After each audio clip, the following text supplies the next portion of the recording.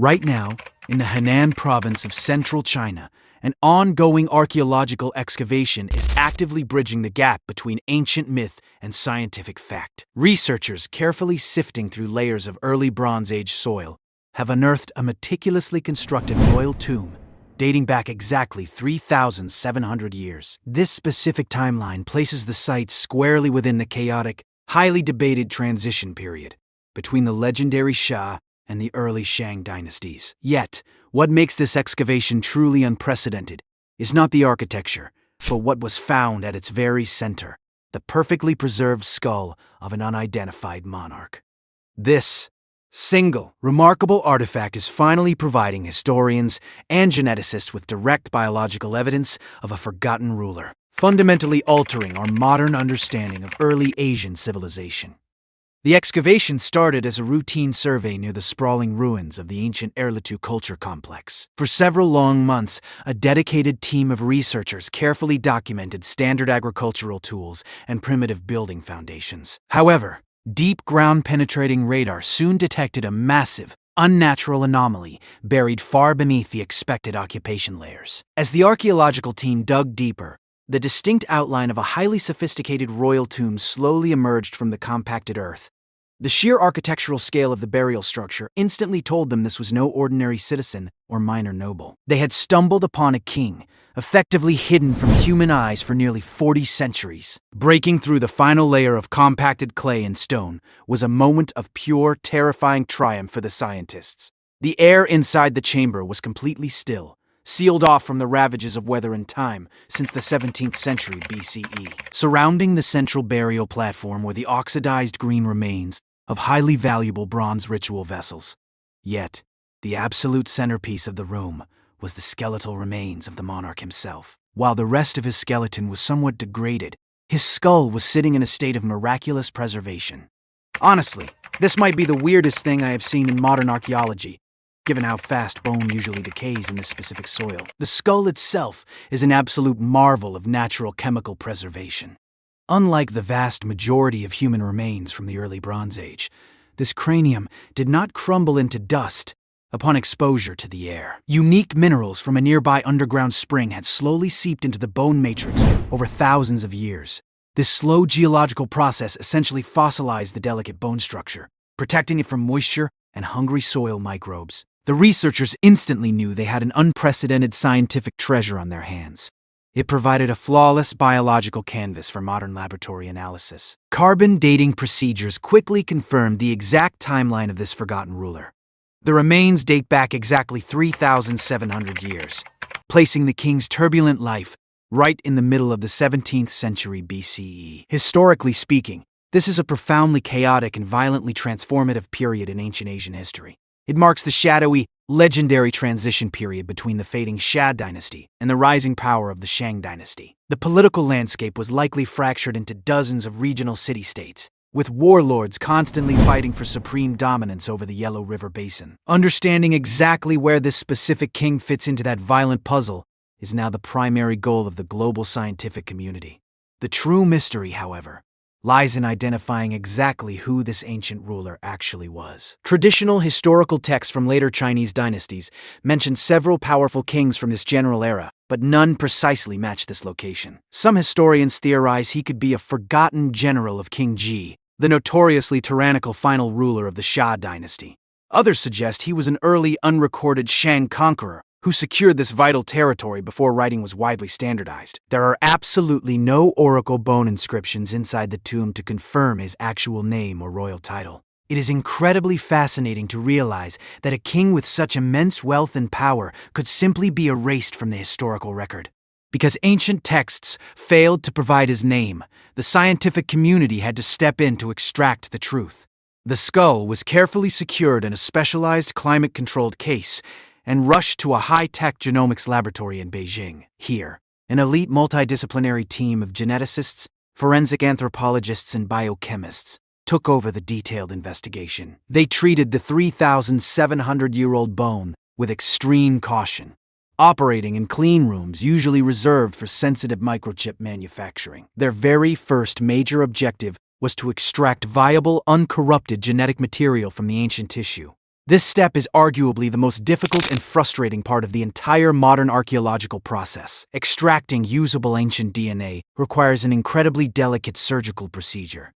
The scientists specifically targeted the petrous bone, a highly dense section of the skull, located deep near the inner ear cavity. This specific anatomical region is famous for trapping and preserving DNA long after the rest of the body's genetics have completely shattered. Using microscopic robotic drills, they managed to extract a few precious milligrams of ancient bone powder. The technicians had to wear full-body isolation suits to ensure their own modern DNA did not contaminate the ancient sample. It is truly mind-blowing how much raw historical data can be pulled from a tiny pile of ancient dust. The initial DNA sequencing results sent immediate shockwaves through the academic world. The genetic profile of the Forgotten King showed significant differences from the primary populations known to live in the Central Plains during that era. His ancestral markers displayed a surprising, distinct connection to nomadic herding tribes from the northern Eurasian steppes. This specific genetic data suggests that early Chinese state formation involved far more cultural blending and migration than previously taught. The king might have been a foreigner who integrated into local elite society, or the product of a strategic political marriage between different cultures. These hidden genetic clues are actively forcing historians to rewrite the standard narrative of how these ancient kingdoms were built.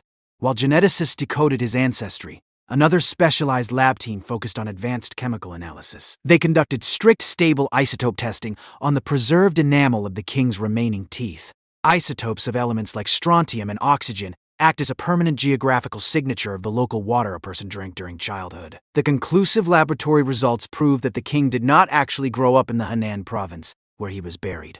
He spent his formative early years hundreds of miles to the northwest, before migrating to the central river valleys. This biological evidence proves that massive, long-distance political mobility was a very real phenomenon 3,700 years ago. Furthermore, detailed carbon and nitrogen isotope analysis revealed intimate facts about his daily lifestyle. The extremely high levels of specific nitrogen proteins indicated that he consumed massive quantities of cooked meat. He also regularly consumed fermented grain alcohol and a significant amount of early domesticated millet. This is exactly the kind of highly privileged, resource-heavy diet you would expect from an apex ruler in the Bronze Age. His skeletal markers showed excellent overall nutritional health, completely lacking the signs of starvation that plagued the peasant class of his time. Without a doubt, this forgotten monarch lived a life of extreme luxury and dietary abundance. With the core biological data secured, the researchers transitioned to a stunning visual reconstruction of the king. Forensic anthropologists utilized high-resolution medical CT scanners to map every single microscopic contour of the skull. They fed this precise geometric data into advanced forensic software to recreate the king's missing facial tissues. By carefully calculating human muscle attachment points and average skin depths, a realistic face began to generate on their monitors. The final digital rendering revealed a hardened man in his late 40s with strong, wide cheekbones and a commanding jawline. Staring into the scientifically accurate eyes of a man who ruled 3,700 years ago is an incredibly haunting experience. The advanced CT scans did much more than just build a pretty picture. They allowed the medical team to meticulously search the bone structure for any signs of chronic disease or physical trauma. The scans quickly revealed a very distinct, fully healed fracture on the upper left side of his cranium. This deep scar indicates that he was a true warrior king who survived at least one brutal battle wound earlier in his life. I personally think this detail makes his historical profile vastly more compelling and grounded in reality. It vividly paints a picture of a frontline commander who actually bled alongside his soldiers in the mud. However, that old, healed battle wound was certainly not what killed him. At the very base of the skull, near the neck joint, researchers discovered a massive, catastrophic perimortem fracture. The triangular shape of the bone damage perfectly matched the impact profile of a heavy, early Bronze Age battle axe. Because there was absolutely no cellular healing around the edges of this deep wound, it was undeniably the fatal blow. The king was struck violently from behind, heavily suggesting a sudden assassination rather than an honorable death in open combat. The precise political circumstances of his brutal murder remain one of the most thrilling puzzles of this excavation. To better understand the deadly political climate of his reign, archaeologists re-examined the artifacts found in the burial chamber. The tomb was heavily stocked with exquisite ceremonial jade blades and highly complex bronze wine vessels. In the 17th century BCE, these specific items were not just pretty decorations, they were undeniable symbols of divine authority. The intricate craftsmanship of the bronze pieces required an advanced metallurgical supply chain that was highly guarded by the state. Only a ruler with absolute, tyrannical control over vast mining resources could command the production of such magnificent grave goods. These localized artifacts confirm his undisputed economic power over a very large regional population. This era in Asian history was defined by an intense, unforgiving technological arms race. The critical transition from primitive stone tools to lethal bronze weapons completely changed the mechanics of ancient warfare. Kings who controlled the hidden copper and tin mines effectively held the ultimate power over life and death. Our forgotten king clearly monopolized these vital trade routes, as evidenced by the sheer volume of bronze buried with him. His violent assassination from behind might have been orchestrated by a rival faction desperate to seize those lucrative metal resources. It is a classic, timeless historical tale of absolute power, immense wealth, and inevitable bloody betrayal. The seamless integration of traditional archaeology with cutting-edge genomics is truly revolutionary for the scientific field. In past decades, researchers could only guess the history of a site based on the shape of broken pots and dirt layers. Today, we can literally read the microscopic DNA blueprints of the people who built these ancient empires. This highly interdisciplinary approach gives us a terrifyingly accurate, multi-dimensional glimpse into the distant past. The Forgotten King is no longer just an abstract concept mentioned in a dusty, debated historical manuscript. He is now a tangible biological human being with a unique face, a specific diet, and a highly dramatic murder story. Despite these massive scientific breakthroughs, the laboratory work on the skull is still far from being finished. Researchers are currently attempting to sequence the ancient microbiomes, trapped within the hardened dental calculus of his teeth. This fossilized plaque acts like a biological vault, preserving the DNA of the exact bacteria and viruses he carried. If successful, scientists will be able to identify the specific strains of ancient diseases that circulated 3,700 years ago. This data will directly help modern epidemiologists understand the long-term evolutionary history of current human pathogens. It is incredibly profound to think that an ancient archaeological discovery could potentially advance modern medical research today. There is also a massive ongoing effort to map the extensive geographical complex surrounding the main royal tomb. Recent ground radar sweeps suggest there are dozens of smaller satellite burials scattered in a protective ring around the king. These secondary tombs almost certainly belong to the king's sacrificed servants, concubines, and elite royal bodyguards. Tragically, brutal human sacrifice was a very common, institutionalized practice during the early Bronze Age in this specific region. Excavating these surrounding sites will provide critical, highly disturbing context about the true cost of his royal power.